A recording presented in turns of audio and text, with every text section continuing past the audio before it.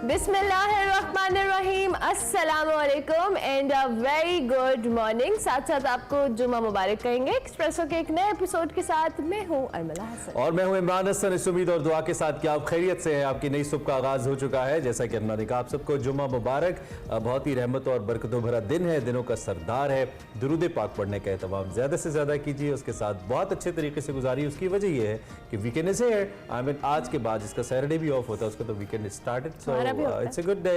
And अब लोग शायद थोड़ा सा इजी फील करें चूंकि पहली तारीखें भी आ गई। वैसे बिल्कुल एंड पे तो मुश्किल ही होगा, शॉपिंग पे तो शायद आप ना जा सके इन पहली तारीखों पे, अगले वीकेंड पे शायद ग्रोसरी आप या कुछ खाने पीने ग्रोसरी कर सकते हैं। 5 तनख्वाहें लेट आती है ना, 5 तारीख कुछ लोगों की आ जाती है वैसे फर्स्ट। वो जा सकते हैं, वो जा सकते हैं, आप ग्रोसरी कर सकते हैं। अच्छा जी, उम्मीद करते हैं आप बिल्कुल ठीक ठाक होंगे। वैसे सरप्राइजिंगली वेदर जिस तरह से कल इमरान कह रहे थे कि हमें समझ नहीं आ रही कि जून का स्टार्ट हो गया और जिस तरह का वेदर है, हमें इस बात पे खुश होना है या हमें परेशान होना है, बिकॉज ये वेदर आप फर्स्ट ऑफ जून को एक्सपेक्ट नहीं कर सकते। जिस तरह का वेदर अब हमें देखने को मिल रहा है, बारिशें हो रही हैं, उसके अलावा टेम्परेचर कल लाहौर में 23-22 के करीब था एंड दैट वाज सरप्राइजिंग मेरे लिए तो खास तौर पे, क्योंकि मैंने जब जून का स्टार्ट देखा है तब से वो इतनी शदीद को गर्मी आती है ना कि जून एहसास दिलाता है कि मैं शुरू हो गया हूँ। लेकिन इस बार मौसम काफी लेकिन इस्लामाबाद में 11 डिग्री तक भी गिरा है जी, 11 डिग्री सेंटीग्रेड तक भी कल रात टेम्परेचर रिपोर्ट हुआ है और बहुत से लोगों ने कहा कि जो हमें बाकायदा ठंड महसूस हुई है। तो ये मौसम की तब्दीलियां, खैर उम्मीद करते हैं कि अच्छे की नवीद हो, इससे बहुत ज़्यादा कुछ बुरे असरात ना हो। वैसे कल मैं कुछ 1-2 टीवी चैनल्स पे देख रहा था, अटक वगैरह के इलाकों में फसलों को नुकसान पहुंचा है, जो रिसेंटली बारिशें वगैरह हुई हैं। तो अल्लाह करे ज़रा नुकसान अगर है भी तो कम हो। इस पर हम बात करते रहेंगे। अच्छा जी, कल आपको मालूम है हमने जिक्र किया था Pakistan versus India junior Asia cup का फाइनल होना था। भारत ने पाकिस्तान को हरा दिया, जीत गया भारत। ओमान के शहर सलाला में ये मैच हुआ, जूनियर एशिया कप का फाइनल। भारतीय टीम ने पहले क्वार्टर में सबकत हासिल की पाकिस्तानी टीम के ऊपर, अगले क्वार्टर के अंदर अपनी बर्तरी को दुगना किया।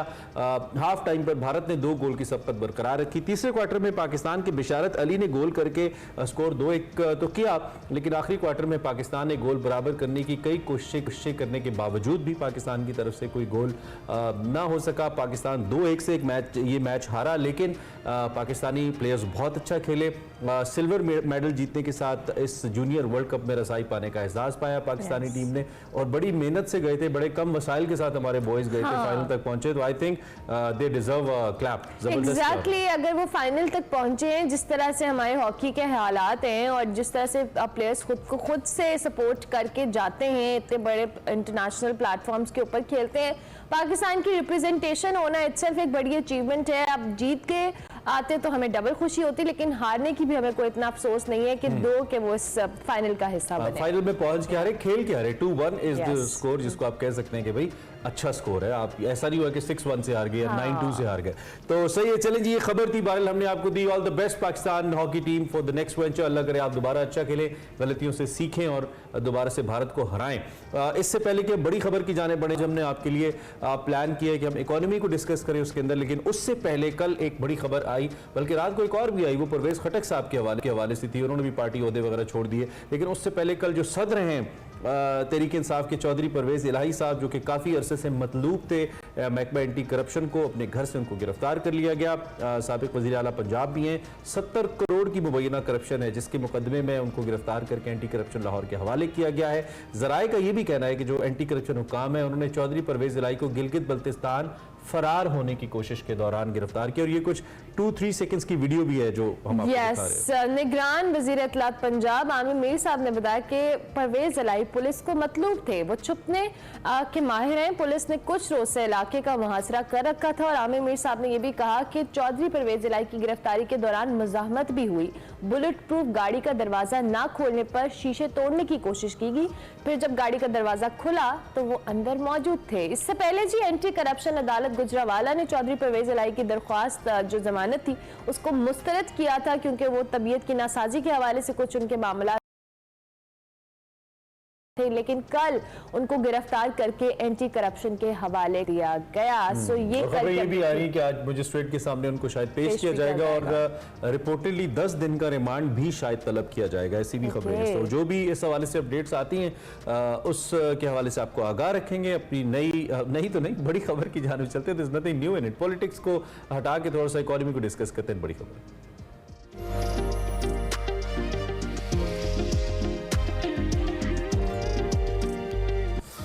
सो जनाब, इलेक्शन का साल शुरू हो गया है। हुकूमत की मुद्दत अगस्त में मुकम्मल होने जा रही है। ये अगर आपके लिए ब्रेकिंग न्यूज़ है तो हमने दे दी आपको। वैसे ब्रेकिंग न्यूज़ नहीं है ये।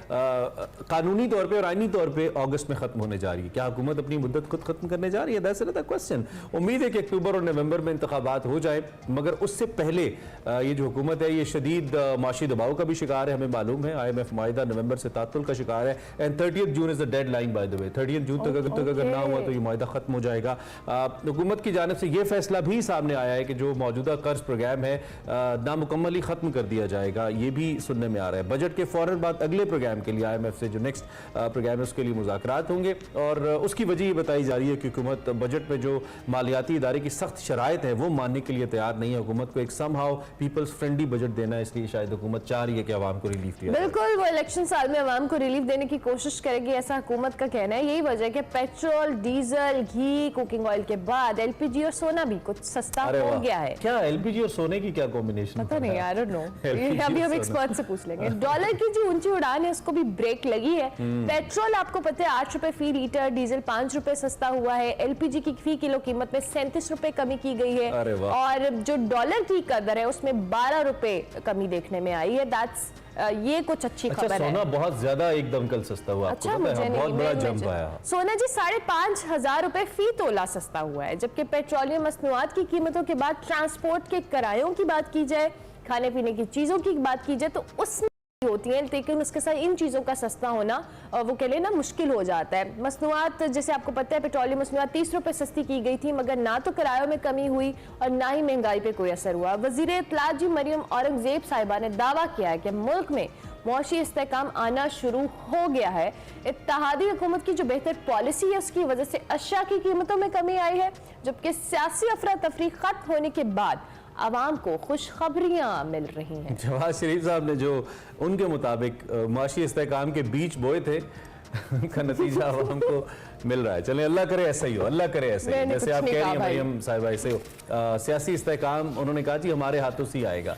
इसके साथ ही अगर हम अमेरिकन करेंसी के हवाले से बात करें तो इस वक्त बड़ी हैरतअंगेज खबर ये सामने आई कि जो ओपन मार्केट है उसमें डॉलर एकदम 27 रुपए उसके अंदर फॉल आया। एंड आई थिंक हिस्ट्री में सबसे ज्यादा फॉल एक दिन में ये है जो देखने में आया। चंद ही घंटों में डॉलर की कीमत कम होकर कम हुई, उसमें कमी वाकई। हुकूमती दावे अपनी जगह मतलब, लेकिन हम दूसरी तरफ अगर देखें तो महंगाई रिकॉर्ड तोड़ है। इस वक्त फूड इन्फ्लेशन पाकिस्तान में is the highest in the world है और इदारा शुमारियात जो है उसकी रिपोर्ट के मुताबिक जो मई का महीना यानी कि 5वां महीना था, इसमें ग़िज़ाई अशिया की कीमतों में 48.7% इजाफा रिकॉर्ड किया गया। एक इन्फ्लेशनरी ट्रेंड रिकॉर्ड किया गया। तामीराती शोबे में जो अशिया की कीमतें इसमें 20.5% इजाफा हुआ। जो ट्रांसपोर्ट एक्सपेंसेस हैं इसमें 53%, 53% इजाफा हुआ। जूतों और कपड़ों की कीमतें 22.5% की शरह से ऊपर बढ़ी। तो इस ओवरऑल अगर तो सारे जो अशारियाँ हैं वो खास हमारी फेवर में नहीं है, लेकिन मरियम औरंगजेब कह रही हैं कि अच्छी खबरें आ रही हैं अभी रस्ते में। ऑप्टिमिस्टिक होना चाहिए इंसान को, लेकिन इस हद तक होना चाहिए या नहीं ये हम अपने एक्सपर्ट से जानते हैं। डॉक्टर खाकान नजीब हमारे साथ मौजूद हैं। Thank you very much doctor Khaqan, very good morning to you, thank you very much for joining us. Doctor Khaqan, ये जो भी मौजूदा सूरत हाल हमने कुछ ब्रीफली बताया, जाहिर है इन डिटेल और आप ज़्यादा बेहतर तौर पर टेक्निकल अंदाज में हमें समझा सकते हैं। सबसे पहले तो ये जो डॉलर की इमरान ने बात की कि 27 रुपये ओपन मार्केट में एकदम से कमी होना, इसका गिरना, क्या रीजन समझते हैं और इसका ओवरऑल इम्पैक्ट भी इन सारे इंडिकेटर्स को जिस पे मरियम औरंगजेब साहिबा कह रही है कि बहुत बेहतर हो गई हैं, क्या वाकई चीजें बेहतरी की जानिब जा रही हैं या अभी हमें मजीद एफर्ट पुट करनी पड़ेगी? अस्सलाम वालेकुम everyone, good to be with both of you as always. So अगर हम अब जायजा लें कि हम खड़े कहाँ हैं, तो एक तो यह है कि IMF का प्रोग्राम जो है अभी भी स्टॉल हो रहा है। So we have not been able to secure that. मैं अनइक्विवोकली हमेशा ये कहता हूँ विदाउट एनी टू वेज। कल अथॉरिटीज ने भी ये कहा कि there is no plan B. I am glad कि उन्होंने ये कह दिया सो दैट हर एक को बिल्कुल एक क्लियर विजन हो कि there is no plan B, there can not be a plan B actually. So आप ड्रिफ्ट जरूर कर सकते हैं बट वो करना ही करना है। सो दैट्स वन थिंग, वो होगा तो चीजें बेहतर होंगी। अब उसमें उन्होंने, आप हैरान होंगे कि 3 कंडीशंस रखी। उसमें से एक कंडीशन ये थी कि ये जो आपकी फॉरेक्स मार्केट है ये सही चल नहीं रही। क्यों नहीं चल रही? ओपन मार्केट 316 और जो हमारी इंटरबैंक का रेट है वो 285। सो ये 11% का जो फर्क है, this is not properly functioning forex market. और अभी हुंडी और हवाला भी होता है हमारे यहाँ, जिसका रेट इससे भी ज्यादा होता है। सो अथॉरिटीज ने एक रिएक्शन दिया, और वो रिएक्शन यूं था कि जब आप क्रेडिट कार्ड खर्च करते हैं, इमरान जब बहुत ट्रैवल करते हैं, लंदन जाते हैं, यूरोप जाते हैं और क्रेडिट कार्ड खर्च करते हैं अपना, तो उसकी जो पेमेंट है वो ओपन मार्केट से हो रही है। सो बैंक्स कुछ भी चार्ज कर सकते हैं, 316, 318, 320, उसकी वजह से ये गैप बढ़ता चला जा रहा था। So I can tell you, I think रफली द एस्टिमेट इज कि 100 से $150 मिलियन खर्च होता है on credit cards from Pakistan. हुकूमत ने ये कहा कि हम ये बोझ उठा रहे हैं ओपन मार्केट से, और हम ये लेके जा रहे हैं वापस इंटरबैंक मार्केट पे। Interbank is special market. जैसे ही वो बोझ ओपन मार्केट से उठा, तो यू कैन सी कि एक सेंटिमेंट की तब्दीली आई, एक ये तब्दीली आई कि फिजिकली जो डॉलर्स की मांग थी वो टूटी। ये जब दोनों चीजें हुई, तो बहुत से लोग, जो आपको पता है कि इस वक्त तो चाहे वो कराची के बड़े हों, लाहौर के सेठ हों, गुजरावाला के सेठ हों, बड़े जो बिजनेस क्राउड है, सब डॉलर्स होल्ड किए हुए हैं। सो उन्होंने फील किया कि कहीं ये नीचे ना आ जाए, तो आई थिंक एक एक्सेसिव सी सेलिंग आ गई। इसकी वजह से वो 295, 296 पे आ गई ओपन मार्केट। सो एक IMF की कंडीशन की तरफ मूव किया हमने। So this is what happened here.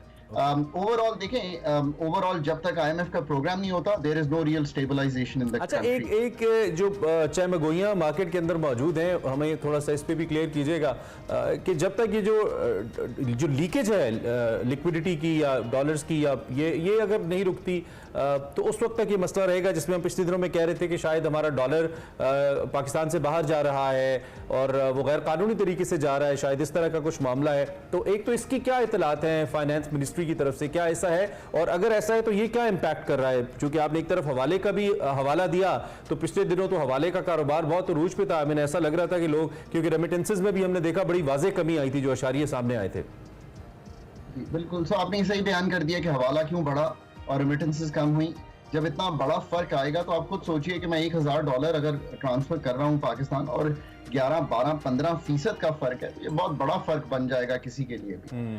अच्छा, अब मैंने आपको क्रेडिट कार्ड के तो चूंकि कुछ नंबर्स हैं तो हमने शेयर कर दिए। अब स्मगलिंग की जो एनेक्डोटल एविडेंस है, और वैसे मैं इस वक्त इस्लामाबाद में हूँ, और इमरान आपने सही कहा कि 11 डिग्री ही टेम्परेचर रात को ड्रॉप कर गया था। It was quite cold.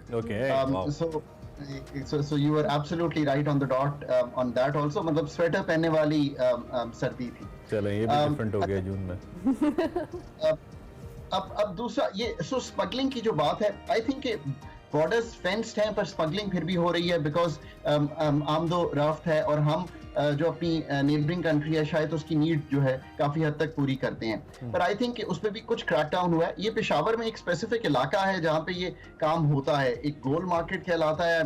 I remember कि मीटिंग्स में कई दफा इसका जिक्र होता है। अच्छा, कोई मुसद्दिका, चूंकि हमारे पास नंबर नहीं है, कोई वो नहीं है। पर इसके अलावा ये है कि आप ये सोचिए कि इस वक्त हाउस होल्ड्स ऑफ पाकिस्तान में कितने डॉलर्स हैं जो कि सब लिए बैठे हैं। मेरा ख्याल है कि पिछले 6 माह, 8 माह, 10 माह में किसी ने प्रॉपर्टी की ट्रांजैक्शन कम से कम की होगी या नहीं की होगी, किसी ने कोई और चीज नहीं खरीदी होगी, पर डॉलर जरूर खरीदा होगा। So combined all these things, but ये सब लोग जो हैं अब फील कर रहे होंगे कल से के। और so let me share another thing with you Urmila. पिछले 10 माह से मुझे लगातार ये फोन आ रहे हैं, और लोग पूछते हैं कि डॉक्टर साहब कब खरीदें डॉलर। अब you will be really surprised. A guy called me last night, late into the night, and said, I'm sorry, मैं आपको लेट कॉल कर रहा हूँ, बट मैंने पूछा था कि ये डॉलर में मेरा तो बड़ा नुकसान हो गया, ये नीचे आ गया, should I sell my dollar? So you can see. So doctor साहब आपने क्या मशवरा दिया, ये भी तो बताइए। ये बताएं ना, आपने मशवरा क्या दिया? ये बताएं। मैंने उससे कहा कि देखो यार, आई थिंक अगर तो IMF का ये हो जाता है, और हम एट द पीक हैं, अंडर वैल्यूड है इस वक्त थोड़ा सा रुपया, इस पे कोई शक नहीं है। आपने एक बिजनेसमैन को इकोनॉमिक्स में उलझा दिया आपने दोबारा से। अच्छा डॉक्टर फरकान, ये जो भी आप बात कर रहे हैं डॉलर से भी, लेकिन दूसरी जानिब ये जो हुकूमत की प्लानिंग है, ऑब्वियसली कुछ प्लान बी के हवाले से आपने बात की कि बड़ा क्लियर कहा कि जी हमारे पास कोई प्लान बी नहीं है, अब जो है यही है, लेकिन दूसरी जानिब हुकूमत कह रही है कि जो मौजूदा हमारा IMF का प्रोग्राम है इसको नामुकम्मल ही खत्म किया जाएगा और बजट के बाद दोबारा से हम प्रोग्राम को रिवाइव करेंगे और उस हवाले से मुज़ाकरात शुरू करेंगे। How do you see this decision? आपको लगता है कि हमने कितनी एफर्ट पुट की इस IMF के प्रोग्राम के लिए, कितनी शर्तें मानी, इतना महंगाई हुई, सारी चीजें हुई और वो शॉर्ट टर्म थी। अब अगर ये प्रोग्राम इनकम्प्लीट होगा और इसके बाद नया प्रोग्राम स्टार्ट किया जाएगा, उस पर मुज़ाकरात होंगे, तो चीजें इसी तरह से हमें प्रोसेस करनी पड़ेंगी। इमरान, अब अर्मिला के जो सवाल हैं वो आपसे ज़्यादा इकोनॉमिकली साउंड होते चले जा रहे हैं। So this is how this is. देखिए, हम 9th रिव्यू जो है ना उसका कर चुके हैं अभी तक, अपना जो हमारा उनके साथ हमने प्रोसेस करना था। अब उसका स्टाफ लेवल एग्रीमेंट होना है। हुकूमत की इस वक्त मैं आपको एग्जैक्टली बता देता हूं कि क्या सोच है और वो सही है कि 9th रिव्यू को किसी तरह कंप्लीट करके क्लोज कर दिया जाए। $1 अरब वहां से आ जाएंगे। अर्मिला, अगर $1 अरब ये आ जाते हैं तो इसके साथ साथ $3 अरब हमें UAE और किंगडम ऑफ सऊदी अरेबिया से आ जाएंगे, कुछ मल्टीलैटरल से आ जाएंगे। ये 4-4.5 अरब डॉलर जो है यहाँ से जमा हो जाएगा। सो हुकूमत की कोशिश है कि किसी तरह इसको क्लोज किया जाए।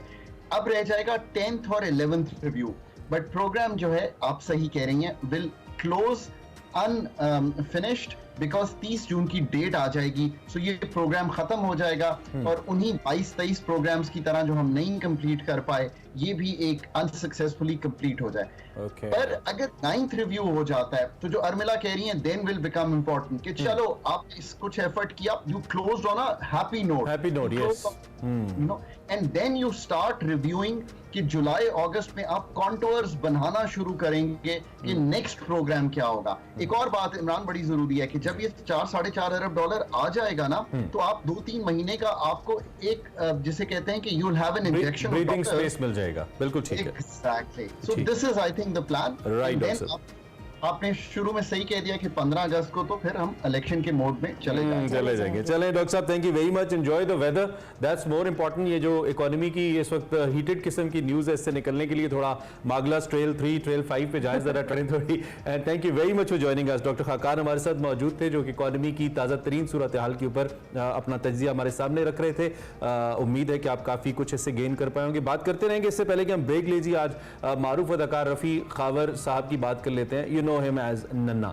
मद्दाहों से बिछड़े आज 37 बरस उनको बीत गए। 4 अगस्त 1944 को साहिवाल में पैदा हुए। कमाल अहमद रिजवी साहब की जो ड्रामा सीरीज अलिफ नून है, इससे शोहरत की बुलंदियों को छुआ। अपने वक्त के बेहतरीन कॉमेडियन हंसाने वाले नन्ना साहब आज हमें नहीं, अल्लाह उनको करीब रहमत करे, 3 बार निगार अवार्ड भी हासिल किया। एक ब्रेक लेते हैं, ब्रेक के बाद आते हैं। Welcome back to Expresso. Segment हमारा हिमाकत की नफ्सियात और इसमें हम मुख्तलिफ हमाकतों की नफ्सियात को डिस्कस करते हैं। आज हम बात करें कुछ गैम्बलिंग के हवाले से, जुए के हवाले से। ये जो जुआरी हैं ये कैसे हिमाकत का शिकार होते हैं, इस पे आज बात हो रही है। दिखाते हैं आपको सेगमेंट हिमाकत की नफ्सियात।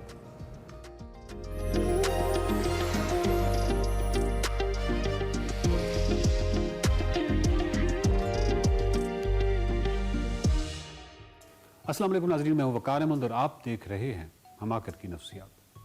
मकसद क्या है इस हमाकत की नफ्सियात को बयान करने का? सिर्फ एक मकसद है कि हम अपने अहमकाना फ़ैसलों को पहचानने की सलाहियत हासिल कर लें। ये पहला मरहला है। अगर हम इनको पहचानने की सलाहियत हासिल कर पाते हैं तो हम इनको रद्द करने की भी सलाहियत हासिल कर लेंगे। जनरली ऐसा नहीं होता। हमारी पूरी ज़िंदगी अहमकाना फ़ैसलों से भरपूर है।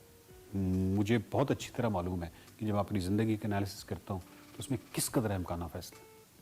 वो जो हमाकतें मुझसे सरज़द हुई हैं वो हमाकतें इसलिए सरज़द हुई क्योंकि मुझे मालूम ही नहीं था कि मैं हमाकत कर रहा हूँ। हमाकत की नफ्सियात में आज हम डिस्कस करेंगे गैम्बलर्स फैलेसी को। दुनिया भर में जुआ खाने कैसे चल रहे हैं, किस बुनियाद पे चल रहे हैं, वो कौन सी चीज़ है जिसकी वजह से वो गैम्बलर या जो जुआ खाना है वो चलता है, कैसीनोज़ चलते हैं।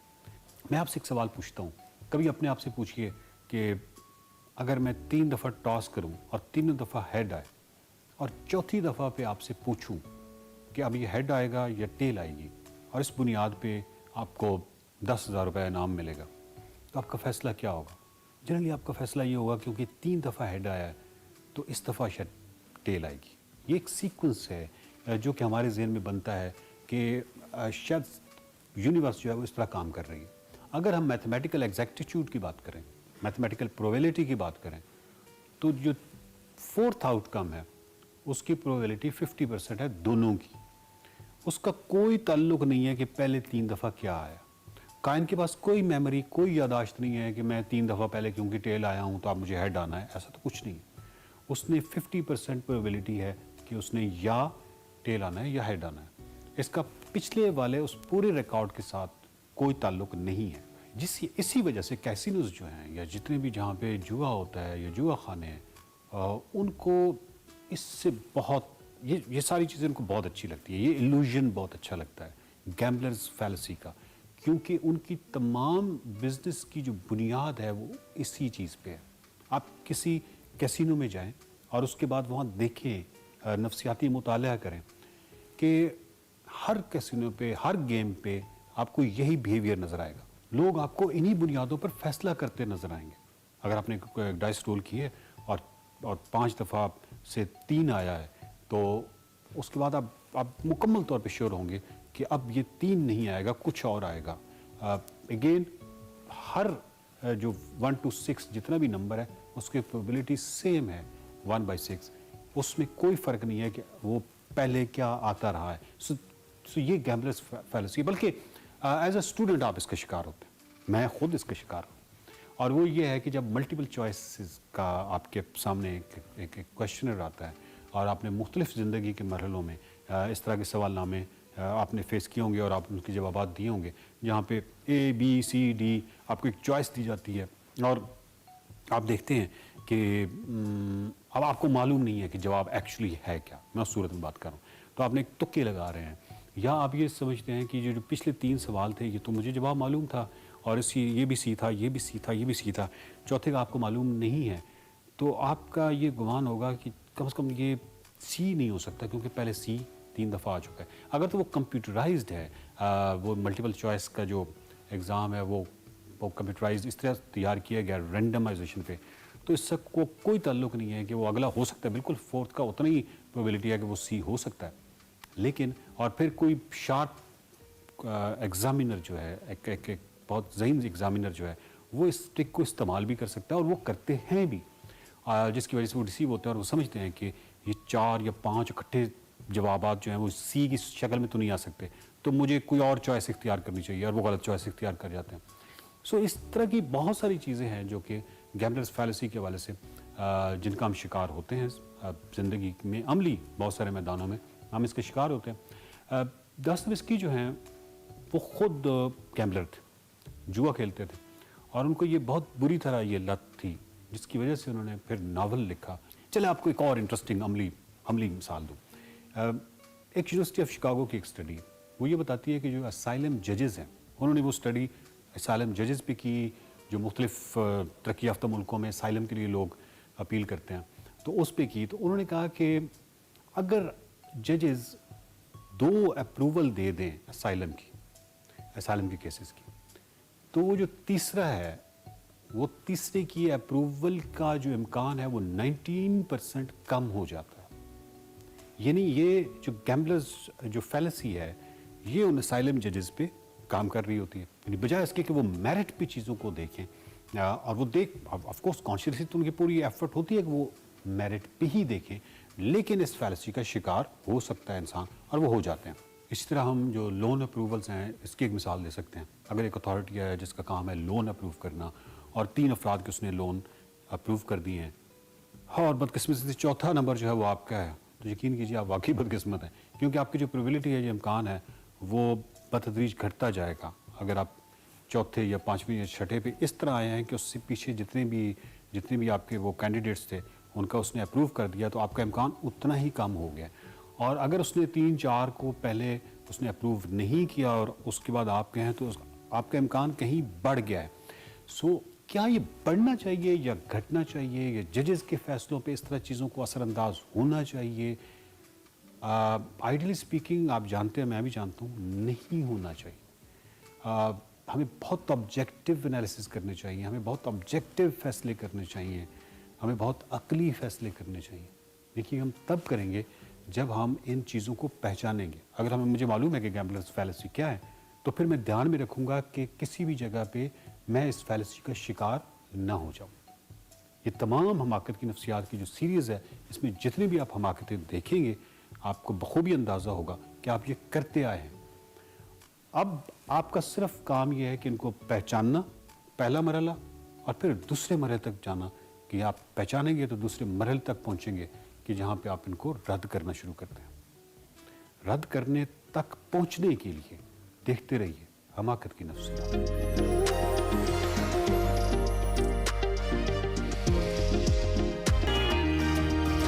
Welcome back to Expresso. Break के बाद वापस आ गए जी। अब हम क्लाइमेट चेंज के हवाले से बात करेंगे। ऑब्वियसली जिस तरह से हम बारिशों को डिस्कस कर रहे थे कि मुल्क में जो गैर मामूली बारिशें हो रही हैं, दर्जा हरारत से जो मौसमियाती तब्दीली है, इसके असरात नुमाया नजर आने लगे हैं। मई के बाद जून शुरू हो चुका है और मौसम जो है वो अक्टूबर नवंबर वाला लग रहा है। जिस तरह से अगर अभी हमने पिछले दिनों में डिस्कस भी किया कि हैदराबाद समेत मुल्क भर में यालाबारी हुई, जिससे शहरियों को खासी परेशानी भी हुई। पाकिस्तान में अगर हम बात करें, क्लाइमेट चेंज के शिकार ममालिक की फहरिस्त में 7वें नंबर पर है और इससे निपटने के लिए हमें इंडिविजुअली भी काम करना होगा और ऑब्वियसली स्टेट लेवल पे ये ओवरऑल इस पे काम करने की जरूरत है। इसी पे आज हमने सोचा कि बात करें कि जो गैर मामूली बारिशें हैं, ये क्या क्लाइमेट चेंज का ही इम्पैक्ट है या क्या वजूहात है? बिल्कुल, और आपने जैसा जिक्र किया तो यहाँ पे ये भी बताना जरूरी है, खबरें आ रही हैं कि लाहौर में रिसेंटली आप अच्छा वेदर ऑब्जर्व करें, आने वाले कुछ दिनों में एक हीट वेव भी हिट कर सकती है लाहौर को। 47 तक जाएगा। हाँ, तो ये भी एक बड़ी दिलचस्प बात है। हमें सारा हयात ज्वाइन करी है, उनसे जरा बात करते हैं, उनका ये सब्जेक्ट है, उनसे पूछते हैं कि वो हमें कैसे इस पे गाइडलाइन दे सकती है। सारा आप कैसी हैं? ठीक ठाक हैं? जी अल्लाह का शुक्र, बहुत शुक्रिया। Thank you for joining us. ये जो मुसलसल हम इस पे बात कर रहे हैं, अब एक तो अच्छी बात ये कि एक नॉन फिनोमिनन बन गया हम सब के लिए, क्योंकि इसको हम ऑफ एंड ऑन डिस्कस करते रहते हैं, लेकिन थोड़ा सा अगर आप इसको हमारे लिए इस फिनोमिनन को एक्सप्लेन करें, ये जो एकदम से ठंड जून के महीने के अंदर और फिर गर्मी, ये बेसिकली क्या है और क्या अब ये ऐसे ही चलेगा ऑनवर्ड्स या कभी कहीं जाके किसी पॉइंट पे बदलेगा भी? बहुत शुक्रिया जी। नहीं, ये अच्छा सवाल है जो आपने पूछा है। बेसिकली माहौलियाती तब्दीली जो है जी, उसके पीछे इतनी कोई जो उसके पीछे साइंटिफिक रिसर्च है, उससे यही आप डिटरमिन कर सकते हैं या आप उससे यहाँ तक ही बात कर सकते हैं कि शायद ये जो बारिशें हो रही हैं जो गैर मामूली हैं या जो एक ठंड के 2-3 दिन आए हैं पाकिस्तान में कुछ शहरों में, वो शायद हो सकता है वो माहौलियाती तब्दीली से ही की वजह से हो, या ये भी हो सकता है कि बस वो एक एबनॉर्मल सा फिनोमेना हो, एक कुदरती निज़ाम है। तो उसमें मैं आपको ये किसी डिटरमिन्ड तरीके से नहीं कह सकती कि ये माहौलियाती तब्दीली की वजह से ही है। अलबत्ता पिछले साल भी कुछ पेशावर में कुछ जून के महीने में ही कुछ ऐसे दिन आए थे जब वहाँ पे ठंड थी और हमारी जो मौसमियाती तंजीम है, मेट्रोलॉजिकल डिपार्टमेंट जो है, उसके नुमाइंदों ने कहा था कि हो सकता है कि अगर ये अगले साल भी आए तो ये माहौलियाती तब्दीली की वजह से ही अगर इसका तसलसल हो जाए। यस जी, बिल्कुल बिल्कुल। ठीक है। अच्छा, दूसरी एक और बात ये भी है कि हमें तो बड़ा अच्छा लगता है अगर मई जून में हमें इतना प्लेजेंट वेदर मिल जाए तो हम जैसे लोग तो बड़े खुश होते हैं, लेकिन ऑन दी अदर एंड चूंकि हम एक ज़री मुल्क हैं और बहुत सारी फसलें वो गर्मी के ऊपर डिपेंडेंट होती हैं, बहुत सारे फल हमारे जैसे मैंगोज हैं, खजूर का फल है, बहुत सारी ऐसी चीज़ें हैं, फिर हमारी दीगर फसलें गंदम वगैरह, उनको गर्मी चाहिए होती है। तो क्या हमें इस पे काम करना चाहिए कि ये जो ठंड के स्पेल्स बीच में आ रही है ये ना आए, गर्मी ही रहे, या बेहतर है कि अगर टेम्परेचर बीच में बेहतर हो जाता है उतना इम्पैक्ट नहीं करेगा नेगेटिवली हमारी फसलों को खास तौर पे? इस पे क्या बता पाएंगे आप हमें? आई डोंट थिंक कि ये इंसान के कि हम इस तरह मौसम को कंट्रोल कर सकते हैं। हम जो कर सकते हैं एक स्टेट लेवल पर भी और एक इंडिविजुअल लेवल, ज़ाती लेवल पर भी, वो ये है कि हम माहौलियाती तब्दीली को बढ़ने से रोक सकें और जो भी हम स्टेप्स ले सकें कि जो माहौलियाती तब्दीली की वजह से हमें जो असरात पेश आ रहे हैं उनको कंट्रोल किया जा सके। अब जिस तरह ये ठंड की स्पेल आई है, इसकी वजह से अगर कोई असर पड़ रहा है तो हमें ये फोरकास्ट फसलों पर कोई ऐसा असर पड़ रहा है तो हमें ये फोरकास्ट होना चाहिए हमारे पास कि बारिश आ रही है, और फिर इसकी इंफॉर्मेशन जो है वो हमारी फार्मर तक भी पहुंचनी चाहिए। और उसका बड़ा आसान तरीका है जो आप जैसे अर्ली वार्निंग सिस्टम्स के जो आप कहते हैं, उसे ये है कि आप उनको मोबाइल फोन पर मैसेज भेजें, रिकॉर्डेड मैसेज भेजें कि भाई अगले हफ्ते में या अगले महीने में बारिशों की एक स्पेल आनी है या बहुत गर्मी की एक लहर आनी है। तो आई थिंक और जो जहां तक आपने ज़राअत की बात की, बिल्कुल, लेकिन ज़राअत पे ज्यादा गर्मी का असर आएगा। अच्छा सारा, एक और पॉइंट, जिस तरह से भी आप कम्युनिकेशन के हवाले से बात करेंगे, दुनिया भर के अंदर वेदर को लेकर या वेदर फोरकास्ट को लेकर एक बहुत जदीद सिस्टम्स मौजूद हैं, चाहे वहाँ पे खुदा न खास्ता कोई सैलाब आ रहा है, कोई भी मामलात है, लोगों को उस हवाले से पहले वार्न किया जाता है, उनको पता होता है और उसके लिए किसी हद तक तो शायद वो तैयारी कर सकते हैं। एक नेचुरल डिजास्टर को आप उससे कंट्रोल नहीं कर सकते। अनफॉर्चुनेटली पाकिस्तान के अंदर टेक्निकली भी टेक्नोलॉजिकली भी हम इतने एडवांस्ड नहीं है। हमारे यहाँ सिस्टम्स हो या फोरकास्ट हो, वो चीज़ें उस तरह से इम्पैक्ट नहीं डालती हैं। सैलाब आते हैं, बारिशें होती हैं, हमारा जो किसान है शायद वो इतना एक्सेसिबल नहीं है। तो क्या हो सकता है, इसका सोल्यूशन क्या आप सजेस्ट कर सकती हैं स्टेट लेवल पे भी, कि हमें टेक्नोलॉजिकली कितनी चीज़ों को इम्प्रूव करना है या टेक्निकल साइड पे कितना काम करना है? वेरी गुड क्वेश्चन जी, आई एम ग्लैड आपने ये पूछा है। उसमें पहली चीज़ तो ये है कि हमारे पास कुछ तो साइंटिफिक मालूमात और टेक्नोलॉजी मौजूद है। सो मैं अगर आप ये कहें कि पाकिस्तान में है ही नहीं मौसमियाती तंजीम के पास, तो वो आई डोंट थिंक वो दुरुस्त बात है। लेकिन जो आपने बात की कि इस इंफॉर्मेशन को हम एक आम पाकिस्तानी तक पहुंचाएं, ख़ास तौर पे उन्हें जो देहातों में रहते हैं, वो डेफिनेटली हमें उस पर काम करना चाहिए। अर्ली वार्निंग सिस्टम्स में, जिस तरह मैंने पहले कहा, मोबाइल फ़ोन्स के ज़रिए रिकॉर्डेड मैसेजेस हमारे लिए एक सबसे ज़्यादा प्रैक्टिकल सोल्यूशन है, क्योंकि पाकिस्तान में मोबाइल फ़ोन यूज़र्स बहुत ज़्यादा हैं, ऑलमोस्ट 200 मिलियन के करीब। लेकिन कुदरती जो आफात हैं, जिसमें सैलाब है, गर्मी की लहर, हीट वेव, साइक्लोन्स, ये तो आएंगे ही जी, लेकिन इनके जो असरात इंसान पे हैं, आपके माल पे, आपके मवेशी पे, आपकी ज़राअत पे, उनको डेफिनेटली स्टेट लेवल पर हम कंट्रोल कर सकते हैं। एक तो ये तो हम कौमी सतह पे या मुल्की सतह पे बात करें, बैनुल-अक़वामी सतह पे इस पे कितना काम हो रहा है, और आप क्या समझती हैं जितनी एफर्ट्स हो रही हैं वो काफ़ी हैं या ज़्यादा करने की ज़रूरत है? नहीं जी, माहौलियाती तब्दीली अब वो मौजू है जिस पे आप जितनी भी मेहनत करें या जितनी भी एफर्ट करें वो कम पड़ जाएगी, क्योंकि इसकी वजह से हमारा इकोनॉमी भी अफेक्ट हो रही है। एयर पोल्यूशन, स्मॉग की वजह से जो हवाई आलूदगी है, उसकी वजह से हमारी सेहत भी अफेक्ट हो रही है, फिर सैलाब आ रहे हैं। इसलिए हम जिस हद तक कर सकें इसको सियासी नज़रियात से दूर कर और इंसानी जान को बचाने के लिए जितना एफर्ट करेंगे वो कम है। हमारी हुकूमत को बहुत ज़रूरी है कि इसको बड़ी प्रायोरिटी दे। अच्छा सारा, चूंकि आपने तो इसको पढ़ा है और हायर लेवल के ऊपर एजुकेशनल जब आप स्टेटस पे पहुंचते हैं तभी आप पढ़ते हैं, अदरवाइज जो बुनियादी तालीम है माहौलियाती तब्दीली के हवाले से, ऐसा लगता है कि इसको हमारे बुनियादी सिलेबस का हिस्सा होना चाहिए। आपका चूंकि ये सब्जेक्ट है, आप इसको कितना इंपॉर्टेंट समझती हैं कि हमारे बच्चों को इनिशियल स्टेजेस के ऊपर इसको पढ़ाया जाना चाहिए ताकि उनको मालूम हो और वो एक रिस्पॉन्सिबल सिटीजन बने? हाँ जी, बिल्कुल पढ़ाना चाहिए, क्योंकि माहौलियाती तब्दीली से आने वाली नस्लें ज़्यादा मुतासिर होंगी। अब जो बच्चे हैं इस वक्त, उनके ऊपर इसके असरात ज़्यादा होंगे, क्योंकि आने वाले सालों में गर्मी की लहरें बढ़ जाएंगी, सैलाब बढ़ जाएंगे, माहौलियाती तब्दीली से आने वाले कुदरती आफात बढ़ जाएंगे।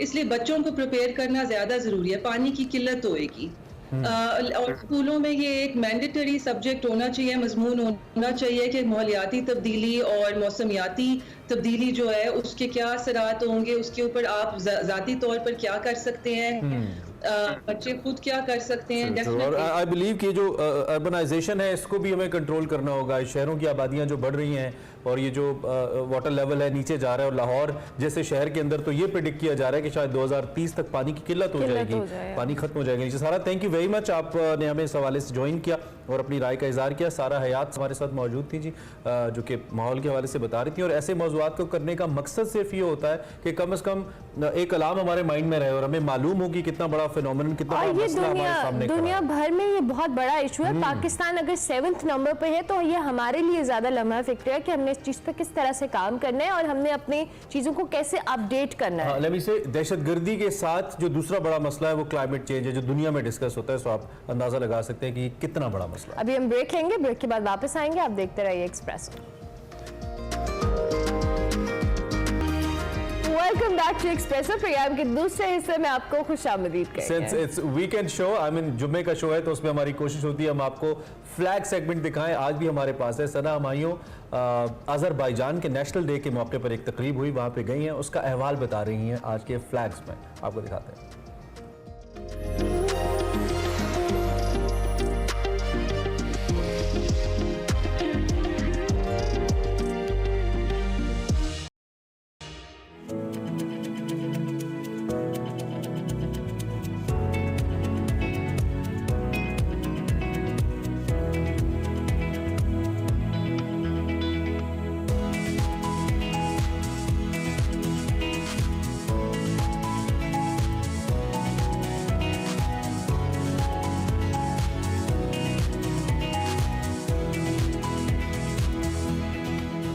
अस्सलामुअलैकुम, this is Sana Humayun and welcome to flags. आज मैं मौजूद हूँ एक खूबसूरत इवेंट में और ये खूबसूरत शाम सजाई है आज़रबाईजान एम्बेसी ने अपने इंडिपेंडेंस डे के मौके पर। डिप्लोमेट्स, मुल्की और गैर मुल्की अफराद ने भरपूर शिरकत की हुई है रंगारंग इस तकरीब में, और क्या क्या होने वाला है ये जानने के लिए आपको रहना पड़ेगा मेरे साथ।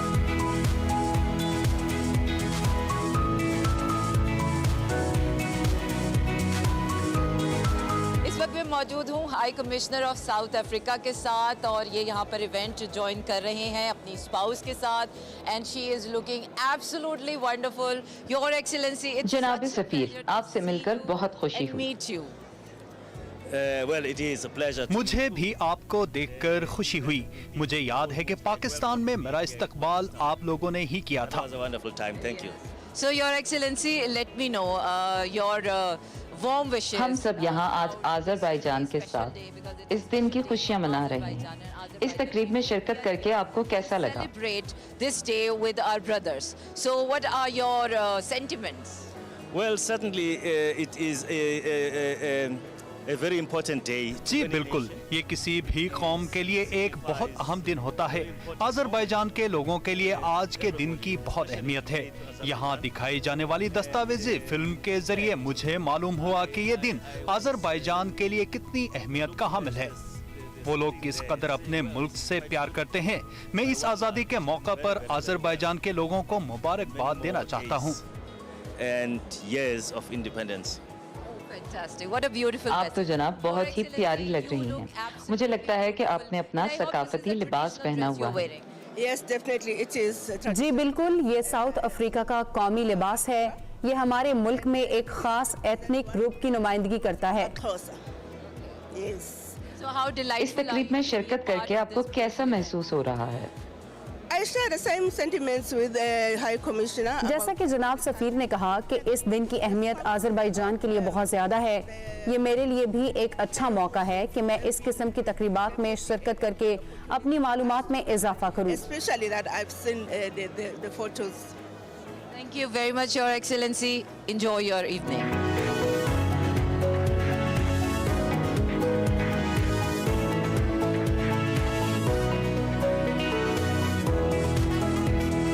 और इस वक्त मैं मौजूद हूँ इंडोनेशियन एम्बेसडर के साथ, and it's always a pleasure to see you and जनाब सफीर, हमेशा आपसे मिलकर बहुत खुशी होती है। इस खूबसूरत तकरीब का हिस्सा बनके बहुत खुशी हो रही है। आज़रबाईजान के कौमी दिन के मौके पर आपके तासुरात क्या हैं? आज़रबाईजानी people. in today's we are celebrating the. जी, आज हम यहाँ आज़रबाईजान की आज़ादी का दिन मनाने के लिए इकट्ठे हुए हैं। मैं आज़रबाईजान के लोगों को अपने दिल की गहराइयों से मुबारकबाद देता हूँ। मेरी दुआ है कि यह कौम तरक्की करती रहे। Prosperous nations. Thank you. And क्या हम I'm उम्मीद रखें looking कि forward इंडोनेशिया भी to इस किस्म की Indonesian तकरीबात cultural होस्ट events. करने वाला है? For sure, we have a lot of cultures activities. जी जी बिल्कुल, हमारे बहुत सारे इवेंट्स पाइपलाइन में हैं। अगले ही महीने हम लोग लाहौर म्यूजियम में एक इवेंट ऑर्गेनाइज करने वाले हैं। ये इवेंट एक आर्ट एग्जीबिशन होगा जिसमें हम पाकिस्तान और इंडोनेशिया के दरमियान सकाफती हम आहंगी पर रोशनी डालेंगे। Indonesians and Pakistan. So You always bring some kind of uniqueness. आप हमेशा कुछ न कुछ by नया the लेकर आते हैं। amalgamation of both cultures. well, that's I think बिल्कुल, that इसकी वजह पाकिस्तान से मेरी मोहब्बत है। यकीन करें, दोनों मुल्कों में बहुत ज्यादा मुवासलत है और मैं ये तमाम चीजें ज्यादा से ज्यादा लोगों को दिखाना चाहता हूँ। दोनों मुल्कों के माबेन फासला बहुत है, लेकिन हमारे दिल एक दूसरे के बेहद करीब हैं। Definitely, and we will looking forward to have a wonderful future ahead. Thank you so very much. Thank you.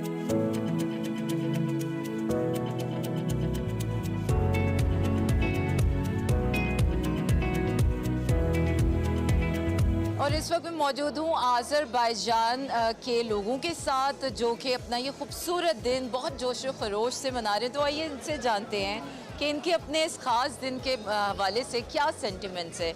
Hi Norman, how are you? I'm good, thank you. How are you? I am good. You're very pretty. Thank you so much. You as well. So Norman, this is a beautiful day and a इस beautiful. खूबसूरत शाम का हिस्सा बनकर आपको कैसा लग रहा है? आप क्या पैगाम देना चाहती हैं? Message would you like to give to your Azerbaijan people? Today is a very important day for us. हमारे लिए आज का दिन बहुत अहमियत का हामिल है। आज आज़रबाईजान की आज़ादी को 105 साल मुकम्मल हो चुके हैं। आज़रबाईजान मशरिक का पहला इस्लामी जमहूरिया मुल्क बना था। हम हर साल इस दिन को भरपूर जोश व जज्बे के साथ मनाते हैं। आप ये जानती होंगी कि आज़रबाईजान और पाकिस्तान के ताल्लुकात बहुत दोस्ताना हैं। इस साल पाकिस्तान में ये दिन मनाने पर हम बहुत फ़ख्र महसूस कर रहे हैं। Pakistan have a very friendly relations, so we are very happy and we are very proud. Thank you so much. We are also very happy to see you happy and become a part of this beautiful evening. We celebrate today our Independence Day. अपना कौमी दिन यहाँ मनाना मेरे लिए बहुत खुशी की बात है। हर साल 28 मई को हम अपनी आज़ादी का दिन मनाते हैं। ये तारीखी दिन पाकिस्तान में मनाना हमारे लिए बहुत फ़ख्र की बात है। हमने 1918 में आज़ादी हासिल की थी। इस दिन आज़रबाईजान मशरिक का पहला इस्लामी जमहूरिया मुल्क बना था। And we really appreciate you. Thank you very much, and you said so beautifully, and thank you very much and enjoy your evening.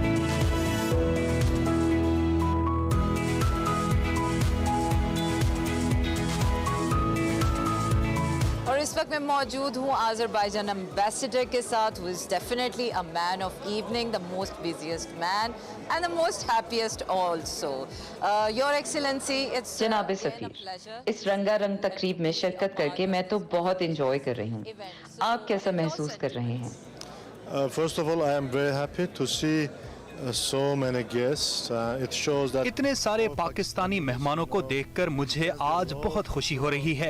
ये इस बात का सबूत है कि दोनों मुल्कों के लोग एक दूसरे से कितनी मोहब्बत करते हैं।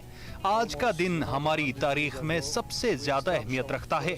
आज से 105 साल पहले आज़रबाईजान मशरिक का पहला इस्लामी मुल्क बना था। यही नहीं बल्कि आज़रबाईजान यूरोप के बहुत सारे मुल्कों से पहले आज़ाद हुआ था। हमारे लिए ये बहुत फख्र की बात है। Muslim country we achieved this before the more civilized worlds. Azerbaijan and Pakistan shares a beautiful Azerbaijan और पाकिस्तान की सकाफत में बहुत मुमासिलत है। आपके ख्याल में सकाफती लिहाज से दोनों मुल्क मजीद किस तरह तरक्की कर सकते हैं? Talking about cultural relations, I would like to say also another unique case in our relations. आप सकाफती ताल्लुकात की बात कर रही हैं, तो एक बहुत मजे की बात मैं आपको बताने जा रहा हूँ। बाको इस्लामी तारीख और रिवायात से भरा पड़ा है। मुल्तानी आर्ट की बनी हुई बेशतर चीजें हमने आज़रबाईजान में प्रिजर्व कर रखी हैं। कुछ का ताल्लुक तो 500 साल पुरानी तारीख से है, जो हमारी तरफ से गए हुए कुछ ताजिर वहाँ से लेकर आए थे। 500 साल से अभी तक हमने इन चीजों को महफूज रखा हुआ है, बिल्कुल ऐसे ही जैसे वो 500 साल पहले थी। जो पाकिस्तानी आज़रबाईजान जाते हैं वो इन्हें जरूर देखते हैं। इसके अलावा हमारी सकाफत, शायरी और मौसीकी में बहुत मुमासलत है। हमें बस दोनों ममालिक के लोगों को आपस में मिलाने की जरूरत है। एक दिलचस्प चीज मैं आपको बताऊं, अब हमने बाकू यूनिवर्सिटी में उर्दू जुबान पढ़ाना शुरू कर दी है। आज़रबाईजान की एक और यूनिवर्सिटी में हमने पाकिस्तान कल्चर सेंटर भी कायम किया है। इसी तरह पाकिस्तान की कई यूनिवर्सिटियों में आज़रबाईजान की सकाफत पर सेंटर्स बनाए गए हैं। नेशनल लाइब्रेरी ऑफ पाकिस्तान और नमल यूनिवर्सिटी में आज़रबाईजान कल्चरल सेंटर्स कायम किए गए हैं। जीसी यूनिवर्सिटी लाहौर में आज़रबाईजान के मशहूर शायर निज़ामी गजनवी को भी पढ़ाया जाता है। हम अपनी तारीख नौजवान नस्ल को बताना चाहते हैं। इससे दोनों मुमालिक में सकाफती हम आहंगी बढ़ेगी। इसके अलावा हम सयाहत पर भी फोकस कर रहे हैं। पिछले साल 15,000 पाकिस्तानी आज़रबाईजान सयाहत के गरज से गए थे। तमाम पाकिस्तानियों के लिए आज़रबाईजान एक बेहतरीन मुल्क है। वो वहाँ आसानी से घूम सकते हैं। पाकिस्तानियों को ऑनलाइन सिर्फ 3 घंटे में वीजा मिल जाता है। आपको सिफारत खाना विजिट करने की भी जरूरत नहीं। आप आज ही वीजा लेकर आज ही बाको के लिए परवाज भर सकते हैं। कराची, लाहौर और इस्लामाबाद से बाको की डायरेक्ट फ्लाइट्स ऑपरेट हो रही हैं। बहुत जल्द इन फ्लाइट्स की तादाद में इजाफा भी हो जाएगा। जल्द ही आज़रबाईजान की एयरलाइंस भी इस रूट पर ऑपरेट करना शुरू कर देंगी। बस अब मैं मजीद नहीं बताऊंगा, कुछ सरप्राइज भी रहने दें। Routes, inshallah, there will be flights from Baku also, different cities of the Pakistan. I will not disclose more. It will be surprising, inshallah.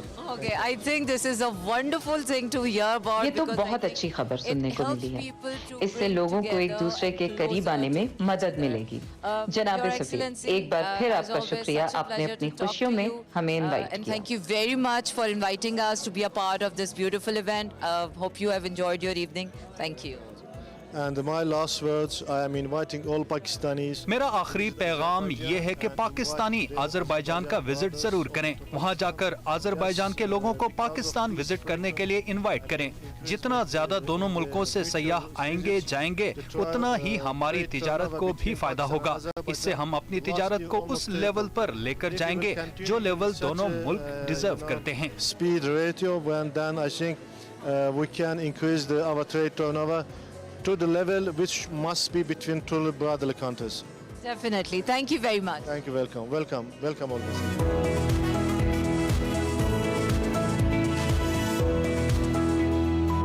और जब वतन से मोहब्बत की बात हो तो इंसान के जज्बात की क्या ही बात होती है।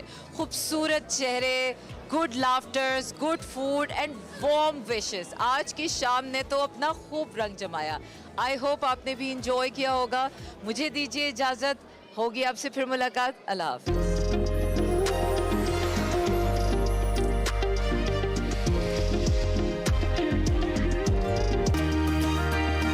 Welcome back to Expresso. अब आपको दिखाएंगे हमारा सेगमेंट फैशन और फन, जिसमें निम्रा नासिर आज हमें लेके जा रही हैं इजाज़त गैलरी। तो देखते हैं क्या दिखा रही है।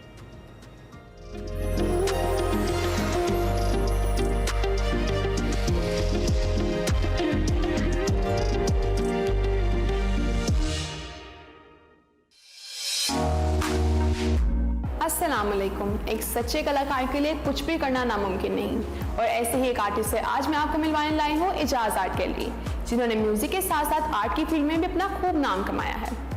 चलिए मिलते हैं कासिम महमूद से, जो पाकिस्तान की स्कल्पचर मेकिंग की दुनिया में एक नई पहचान है।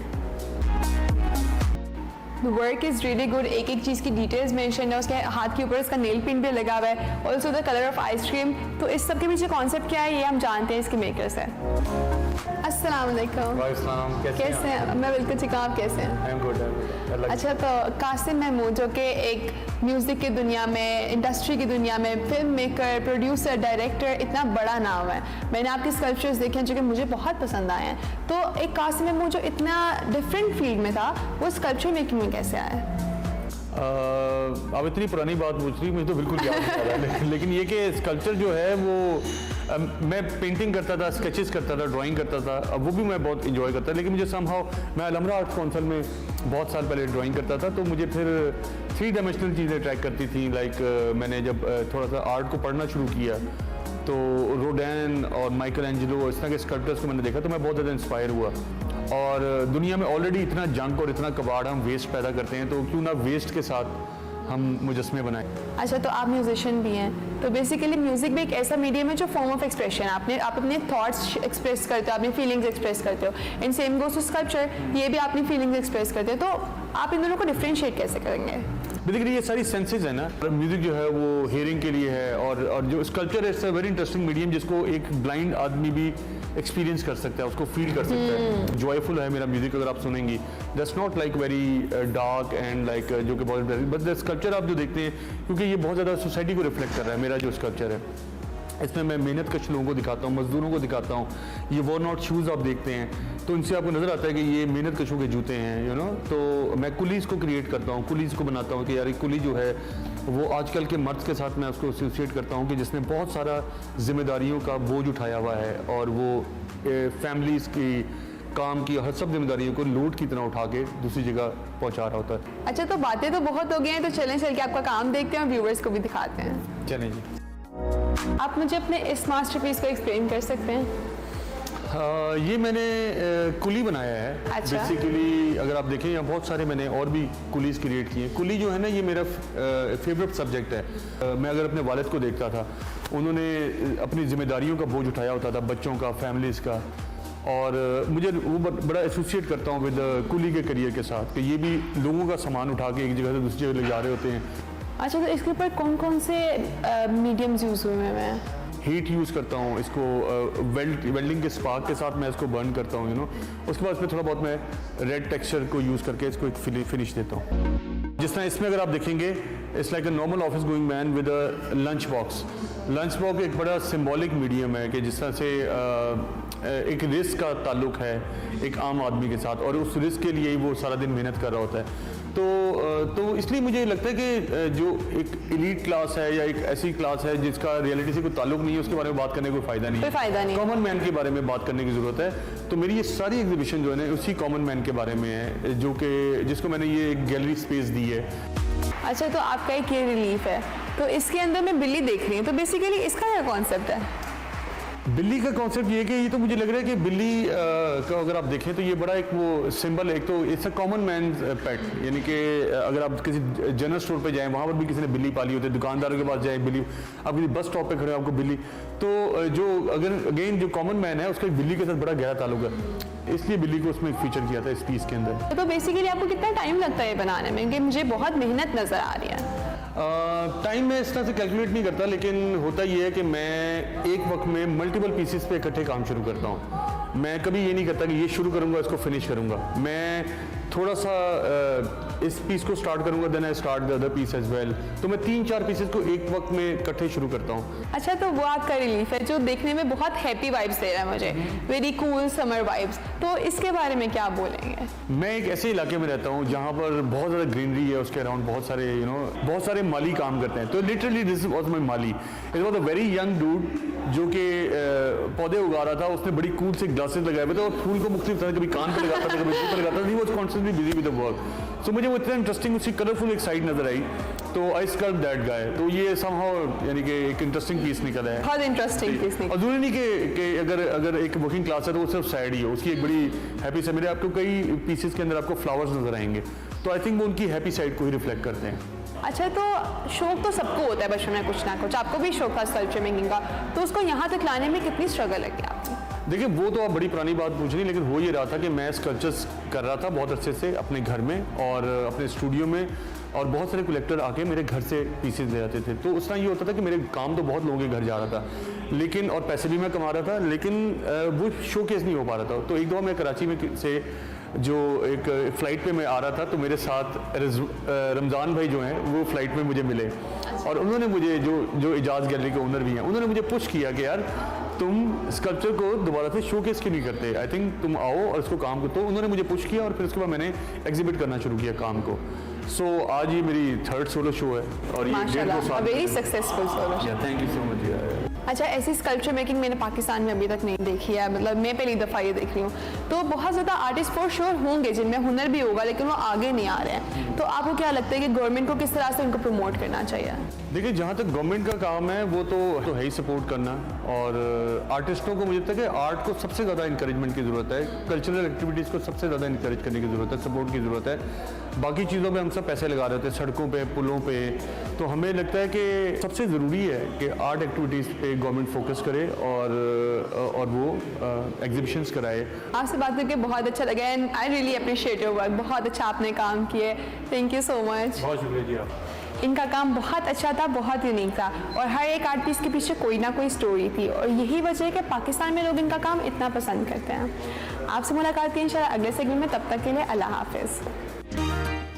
Welcome back to Expresso. अब आपकी मुलाकात हम एक्सप्रेसो हीरो से करवाएंगे, जो दुनिया भर में पाकिस्तान का नाम रोशन करने वाले डॉक्टर आमिर रजा के हवाले से हम बात करें, जिन्होंने रोबोटिक सर्जरी के जरिए इलाज करके 2 दिन में रोबोट्स के जरिए 24 बड़े ऑपरेशन करके आलमी रिकॉर्ड कायम किया है। डॉक्टर आमिर रजा ने जी रोबोटिक सर्जरी के जरिए खातून का जो इलाज करके उसके हमल को मुतासर होने वाला जो मर्ज है एंडोमेट्रियोसिस, उसमें मुब्तला लाखों खवातीन के इलाज के लिए राह हमवार की है।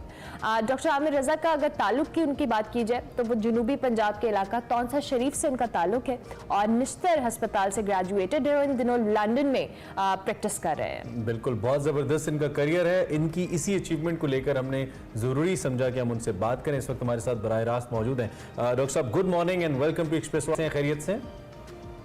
अस्सलाम वालेकुम इमरान एंड अनुला, बहुत शुक्रिया आप लोगों का और आपके वक्त देने का।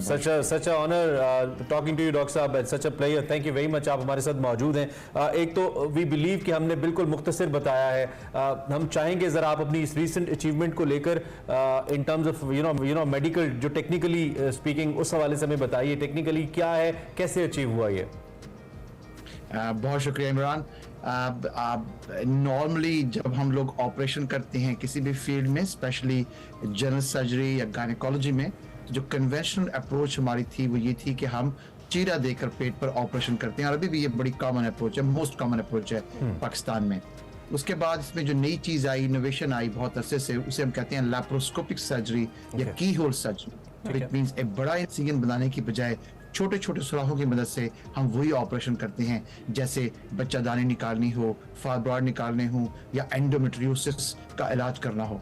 अब उसमें जो नई इनोवेशन आई है और जो काफी अर्से से है, लेकिन अब उसमें मजीद चेंज आ रही है, वो है रोबोटिक सर्जरी। रोबोटिक सर्जरी का मतलब ये है कि वही छोटे सुराख के जरिए इंस्ट्रूमेंट पेट के अंदर डाले जाते हैं, पर बजाय डॉक्टर उसको अपने हाथों से कंट्रोल करे, उनको रोबोटिक आर्म के साथ कनेक्ट कर देते हैं और डॉक्टर फिर एक फासले पर बैठकर कंसोल में अपने हाथ में जॉयस्टिक और फुट के अंदर पैडल लेके उन इंस्ट्रूमेंट को 100% कंट्रोल करता है।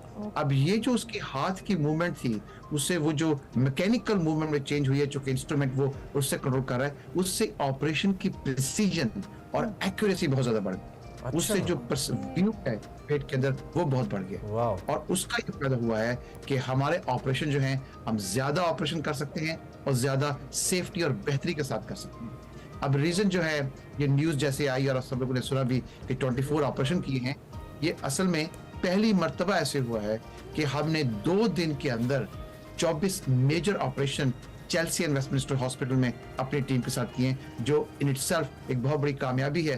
और उसकी वजह ये थी कि हमने ऑपरेशन से पहले जितने इकदाम करने चाहिए और ऑपरेशन के बाद जो कुछ करना चाहिए, उस सब को जब इकट्ठे मिलाया रोबोटिक सर्जरी की इनोवेशन के साथ, तो हमने ये अचीवमेंट हासिल की। डेफिनेटली डॉक्टर साहब, ये बहुत ज़बरदस्त चीज़ है और हमें सुनने में ही इतनी एक चीज़ इंस्पायरिंग भी लग रही है, बड़ी डिफरेंट भी लग रही है। दुनिया भर में गायनेकोलॉजी हो या दीगर चीज़ें हो, उस पर बहुत ज़्यादा रिसर्च वर्क काम हो रहा है।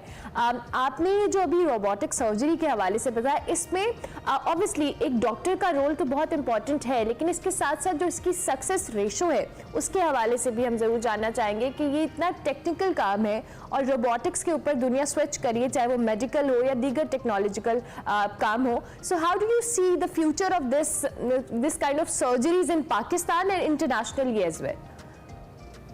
बहुत अच्छा क्वेश्चन है इमरान आपका। बिल्कुल, दिस इज द फ्यूचर। इसकी मिसाल मैं आपको ऐसे दूं आसान बनाने के लिए कि कैलकुलेटर पे अगर आप ज़रब दें 2500 को 2300 से, तो अगर आप हाथ से करेंगी, you will do it absolutely accurately जब आप उसे फॉर्म करेंगी। लेकिन वही काम कैलकुलेटर से करेंगी तो जल्दी भी हो जाएगा और इसकी एक्यूरेसी ऑलमोस्ट 100% है। अब यही रोबोटिक सर्जरी होती है कि जब हम हाथ से करते हैं, we are very good, all doctors are very good, very highly train, और पाकिस्तान में बहुत से अच्छे डॉक्टर लैप्रोस्कोपिक सर्जरी करते हैं। लेकिन जब उसी लैप्रोस्कोपिक सर्जन को आप उनके हाथ में रोबोटिक इंस्ट्रूमेंट दे दें, जिससे एक्यूरेसी आपकी बहुत ज़्यादा बढ़ जाए, उससे फिर सेफ्टी बढ़ जाती है।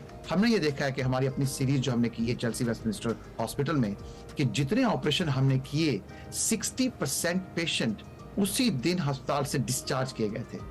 उसके बाद 90% patient able to go home next day after night stay, और बाकी पेशेंट 10 जो हैं वो दो के पास गए। डॉक्टर साहब, जो पेशेंट्स की साइकी होती है खास तौर पे at this certain time, I mean अगर हम एक विमेन की बात करते हैं तो वैसे ही बड़ी वल्नरेबल एक आपकी सिचुएशन होती है और आप परेशान भी होते हैं, साइकोलॉजिकली कॉन्शियस भी होते हैं, तो इसमें ये जो ट्रस्ट फैक्टर है, टू ट्रस्ट हर एक रोबोटिक सर्जरी के ऊपर ट्रस्ट करना rather than a human being जो कि एट टाइम्स चीज़ों को देख के अपना डिसीजन चेंज कर सकता है, उसका सेंसिटिविटी लेवल अपना होता है, दो के they are being operated by a human, लेकिन आप कह रहे हैं कि इसकी एक्यूरेसी बढ़ जाती है, तो ये कॉन्ट्रडिक्टरी नहीं है? आई मीन मुझे लगता है कि अगर एक ह्यूमन कर रहा है तो वो ज्यादा बेहतर एफिशिएंटली कर सकता है। इसको जरा एक्सप्लेन करेंगे हमारे लिए?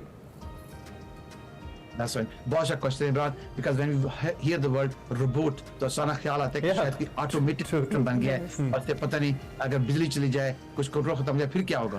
तो ये बहुत क्वेश्चन है। इसकी सिंपल एक्सप्लेनेशन ये है कि ये जो रोबोटिक ऑपरेशन है ये 100% डॉक्टर के कंट्रोल में है। कंसोल के अंदर जहां डॉक्टर का हेड होता है, जिससे वो अपने देख भी रहा है पेट के अंदर और इंस्ट्रूमेंट कंट्रोल कर रहा है, अगर थोड़ा सा भी हेड पीछे हो तो वहां इंस्ट्रूमेंट जो है वो लॉक हो जाते हैं। सेकेंडली, अगर ऑपरेशन के दौरान कोई भी मसला हो या कॉम्प्लिकेशन हो, ये इंस्ट्रूमेंट विद इन 15 सेकंड पेट से निकाले जा सकते हैं और हम अपनी कन्वेंशनल ऑपरेशन की तरफ वापस जा सकते हैं with in seconds. So very safe. और थर्ड थिंग ये है कि जब डॉक्टर लैप्रोस्कोपिक ऑपरेशन करता है, जो आप किसी भी हॉस्पिटल में जाएं जहां ऐसे ऑपरेशन करनी होती है, वो लैप्रोस्कोपिक या ओपन होते हैं कॉमनली, तो आप खुद सोचें कि जब मेरे हाथ में इंस्ट्रूमेंट हैं और there is a element of human weakness के एज के साथ, थकावट के साथ सारा दिन ऑपरेट करें, थोड़ा बहुत शेक होता है, even though everybody is extremely experienced and safe. दूसरी होती है कि जब मेरा पेट में इंस्ट्रूमेंट है तो मैं सामने अपने 2D स्क्रीन देख रहा हूँ, कुछ फासले पर देखकर ऑपरेशन कर रहा हूँ। अब ये लैप्रोस्कोपिक है। अब इसको रोबोटिक में लेके आए कि यही इंस्ट्रूमेंट अब आपके हाथ में नहीं है, they are connected with your arm, you are sitting on a joystick और आप उसको मूव करते हैं। जो आपकी मूवमेंट होती है वो बाय मिलीमीटर इज रिफ्लेक्टेड या ट्रांसलेटेड इनटू दैट इंस्ट्रूमेंट। और जो व्यू है आपका, वो व्यू आपका 2D व्यू नहीं है जैसे आप टीवी स्क्रीन देख रहे हैं, ये 3D हाईली रिप्रेजेंटेड व्यू है जिसमें आपको छोटे-छोटे नर्व्स, छोटे-छोटे ब्लड वेसल क्लियरली नजर आती हैं जो आम सर्जरी में नजर नहीं आती। Accuracy of operation, unnecessary bleeding, tissue trauma यानी कि किसी चीज को अननेसेसरी, वो बहुत कम हो जाता है और इसी वजह से सर्जरी पेशेंट की एक्सेप्टेबिलिटी बहुत हाई है।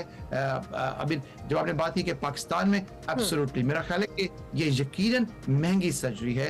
आगाज में जब इसका आप सेटअप करते हैं रोबोटिक का, ये एक्सपेंसिव सेटअप है, लेकिन हमने देख कि वो मरीज जो 5 दिन अस्पताल में रहता है, अगर वो उसी दिन शाम को या अगले दिन घर चला जाए, उससे जो मनी सेविंग है आपकी, मनी सेविंग हॉस्पिटल के लिए, गवर्नमेंट के लिए और मरीज और उसकी फैमिली के लिए, वो बहुत ज्यादा है। तो उसको एक रात करना पड़ता है। तो अगर हम बिगर पिक्चर में देखें, safety, complication, accuracy, hospital stay, तो हर चीज के अंदर हमें रोबोटिक सर्जरी के बहुत फवायद।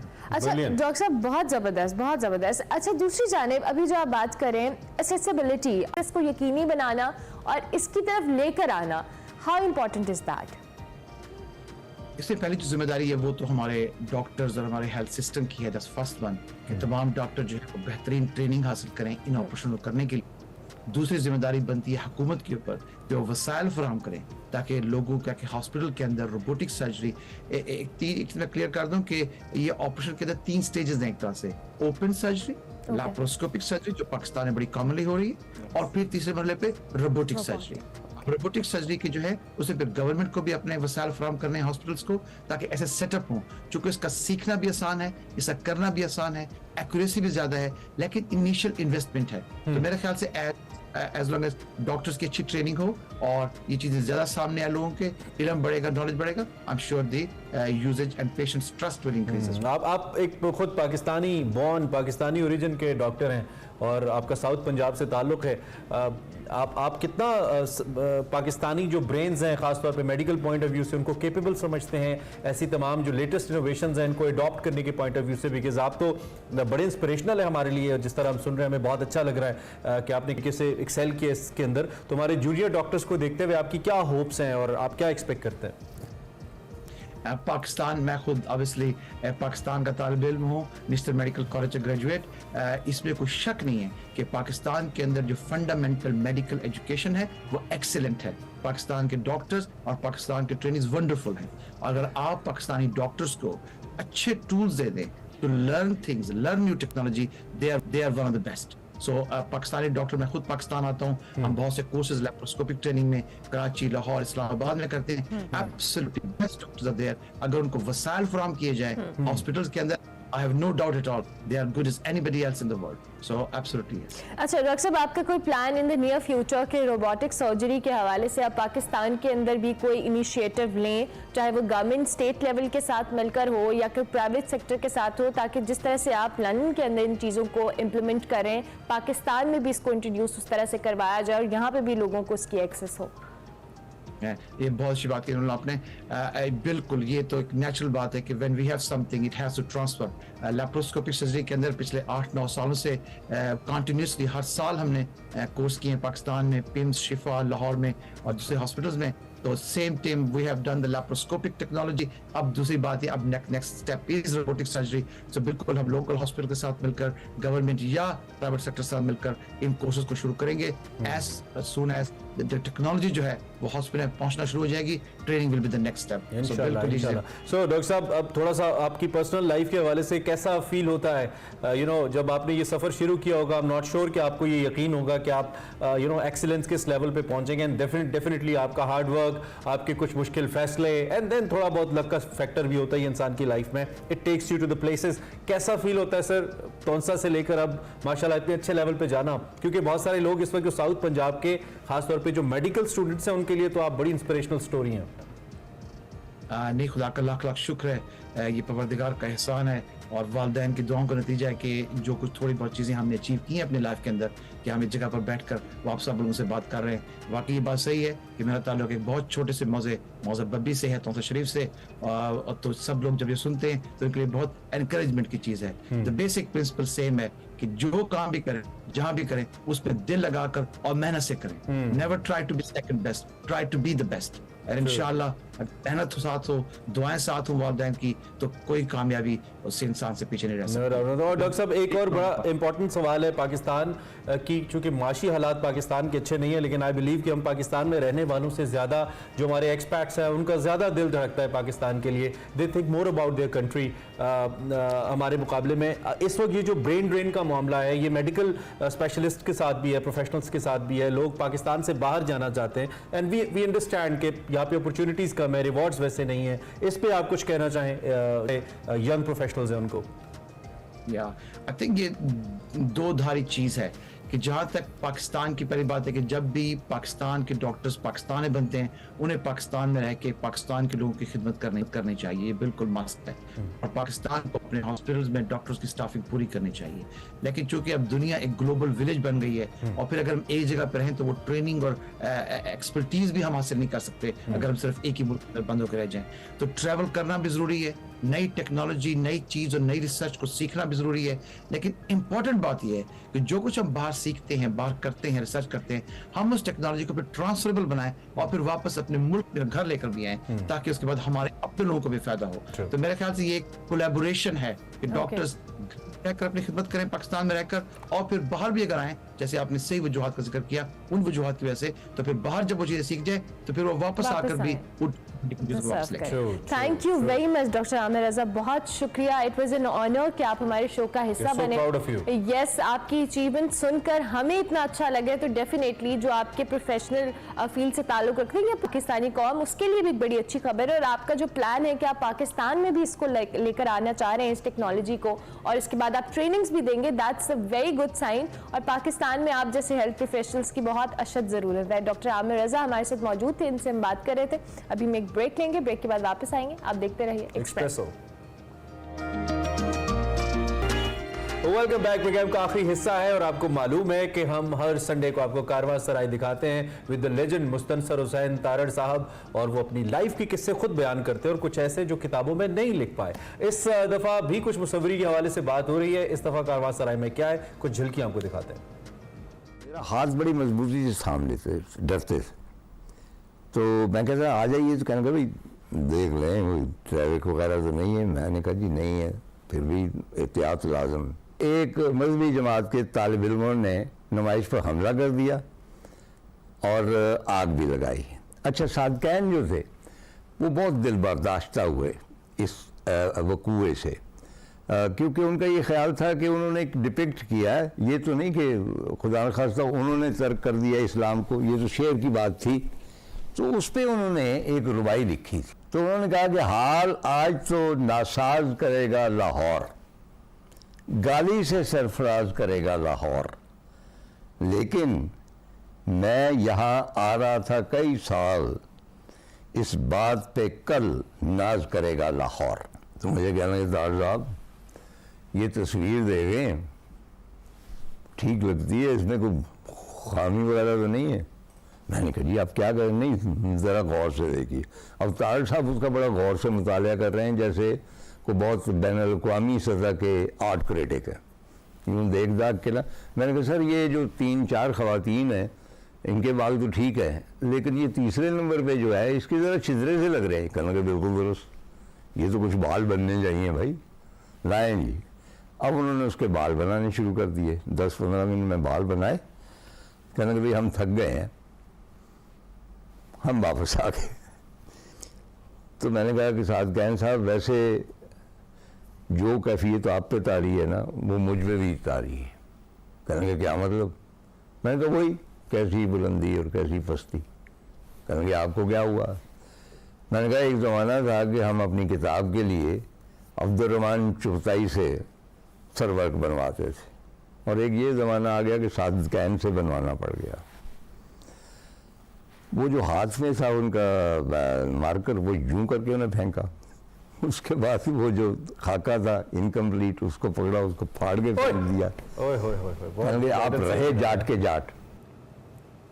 जी जनाब, स्पेंसर हुसैन ताज साहब का ये जो कारवां सराय है जिसमें बड़ी इंटरेस्टिंग गुफ्तगू जारी है, आप इतवार की रात 7:05 पे एक्सप्रेस न्यूज़ पे देख सकते हैं। इन डिटेल आपको पता लगेगा क्या हुआ। प्रोग्राम में जी आगे बढ़ते हैं और अब अमेरिकी सदर जो बाइडेन है उनके हवाले से आपको बताते हैं। एक तकरीब के दौरान वो स्टेज से गिर गए। रिपोर्ट्स के मुताबिक जी बाइडेन साहब जुमेरात को कोलोराडो में एयरफोर्स अकेडमी से फारिग तहसील होने वाले कैडेट्स को डिग्री देते हुए अचानक रेत के एक छोटे से थैले से टकराकर स्टेज पे गिर गए। जी, ताहम स्टेज पर जो मौजूद एयरफोर्स के एहलकार थे, जो गार्ड्स थे, उन्होंने अमेरिकन प्रेसिडेंट को संभाला और दोबारा उन्हें खड़ा कर दिया। अपनी उम्र की वजह से मुख्तलिफ औकात में जो बाइडेन के साथ ऐसे वाक़यात पेश आते रहते हैं। ये वाक़या भी पेश आया, उसकी वीडियो सोशल मीडिया पर बड़ा ट्रेंड कर रही है। किसी किस्म की चोट नहीं आई अमेरिकन प्रेसिडेंट को, लेकिन ये वीडियो सोशल मीडिया पर काफ़ी वायरल हुई, तो हमने कहा कि हम आपको दिखा दें। इन दी एंड जनाब, इससे पहले कि आपसे इजाज़त चाहें, बल्कि इजाज़त चाह लेते हैं, लेकिन आपको छोड़े जाएंगे एक बहुत ही खूबसूरत गाने के साथ, जिसको sung by the famous Indian actor